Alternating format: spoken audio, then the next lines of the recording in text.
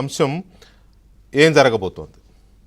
ఎందుకంటే నిన్న పరిస్థితిని బట్టి అంచనా వేయగలిగాం, పాకిస్తాన్ ఖాళీగా ఉండదు, ఈ రాత్రికి ఏదో జరుగుతుంది, చేసే అవకాశం ఉందని అంచనా వేయగలిగాం.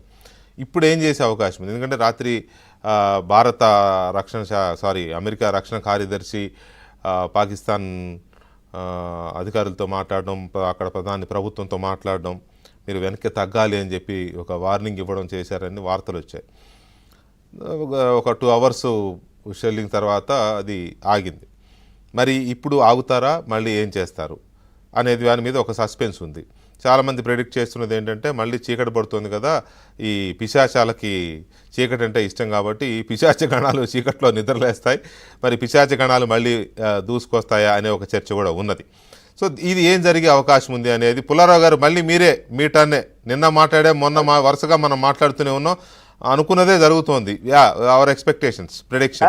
అది అమెరికా మీరు చెప్పారు, మేము ఆగాం అది పాకిస్తాన్ అంటే, అమెరికా మీరు మధ్యవర్తిగా ఉండి భారతదేశంతో మా కాశ్మీర్ ఇష్యూ ఎంటర్ అవ్వండి అని అడుగుతారు. అవును, పాకిస్తాన్ వాళ్ళు గెలుస్తారు అనేది ఏ మాట ఎక్కడ అంటలేదు. వాళ్ళు ట్రబుల్ చేయగలరు మనని. అవును, ఇప్పుడు కూడా వాళ్ళ పార్లమెంట్ లో ఏమన్నాడు, వాళ్ళ డిఫెన్స్ మినిస్టర్, మేము మొన్న ఇండియన్ డ్రోన్స్ ని 9వ తారీఖు ఎప్పుడు ఆఫ్ చేయలేదు, ఎందుకంటే మా డిఫెన్స్ పొజిషన్స్ తెలియనివ్వకుండా ఉంచాం.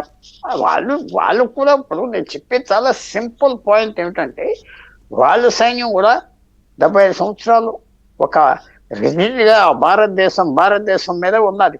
మనకి ఇక్కడ ఈ 3000 కిలోమీటర్ల మీద కాసుకోవాలి, అక్కడ చైనాతో కూడా కాసుకోవాలి. చూడండి మనకు మీరు అన్నది కరెక్టే, నో డౌట్. వాళ్ళని తప్పకుండా వాళ్ళని అండర్ ఎస్టిమేట్ చేయకూడదు.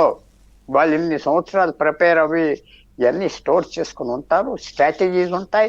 వాళ్ళు కూడా మన స్టాక్కి మర్చిపోదు, వాళ్ళు ఎక్కడో ఉజ్బెకిస్తాన్ నుంచి రాలేదు, ఇక్కడి నుంచి ఎదుగులే. ప్రతి పాకిస్తాన్ ఆర్మీ చీఫ్ ఎవరైతే మనం ట్రబుల్ చేస్తారో భారతదేశం నుంచి వెళ్ళారు. ముషారిఫ్ ఇక్కడే పుట్టాడు, ఆసిఫ్ జలంధర్ నుంచి వెళ్ళాడు, బాజ్వా లాస్ట్ ఆర్మీ చీఫ్ అతను జలంధర్ నుంచి వెళ్ళాడు. ఇదంతా ఇక్కడ స్టాకే, ఎక్కడి నుంచో కాదు, సేమ్ స్టాక్. వాళ్ళు మనం ఎంత ఆలోచిస్తున్నాం వాళ్ళు కూడా అంత ఆలోచిస్తారు.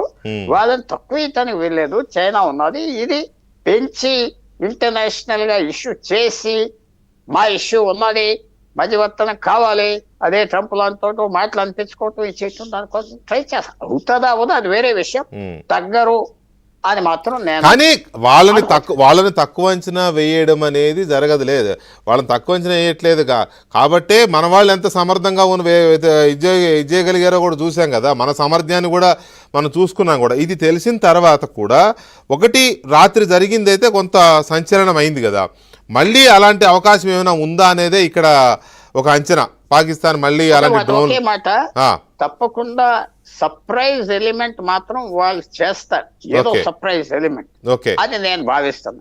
Right, well said. ఇక మనం ఒకసారి శ్రీనివాసరావు గారిని కూడా అడుగుదాం. శ్రీనివాసరావు గారు, మీ అంచనా ఏంటి?